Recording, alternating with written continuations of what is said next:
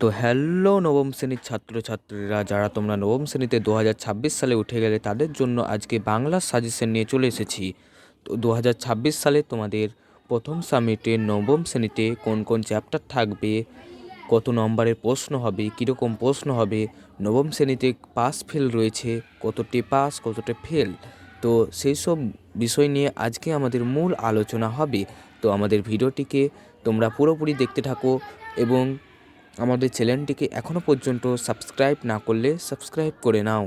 তো তোমাদের প্রথম পরীক্ষায় কোন কোন চ্যাপ্টারগুলো থাকবে, কত নম্বর প্রশ্ন আসবে, তো প্রথমে কোন কোন চ্যাপ্টারগুলো আসবে সেগুলো আমরা দেখে নেব। প্রথমে আসবে কলিঙ্গ দেশের ঝড় বৃষ্টি, তারপর ধীবর বৃত্তান্ত, ইলিয়াস, দাম, নব সৃষ্টি থাকবে না, হিমালয় দর্শন থাকবে না, নোঙর থাকবে তোমাদের। তারপর তোমাদের প্রফেসর শঙ্কুর ডায়েরি থেকে থাকবে ব্রহ্মযাত্রীর ডায়েরি। ব্যাকরণ থেকে আসবে ধ্বনি পরিবর্তন ও সন্ধি, শব্দগঠন কৌশল ও বাংলার শব্দভাণ্ডার, এবং এখানে থাকবে ভাবার্থক। তোমাদের কোন কোন চ্যাপ্টার আসবে আশা করি এবার তোমরা বুঝে গিয়েছো। তো তোমাদের প্রথম পরীক্ষা হবে 40 নম্বরের। তো তোমাদের প্রথম পরীক্ষা হবে 40 নম্বরের, তারপরে দ্বিতীয় পরীক্ষা হবে 40 নম্বরের,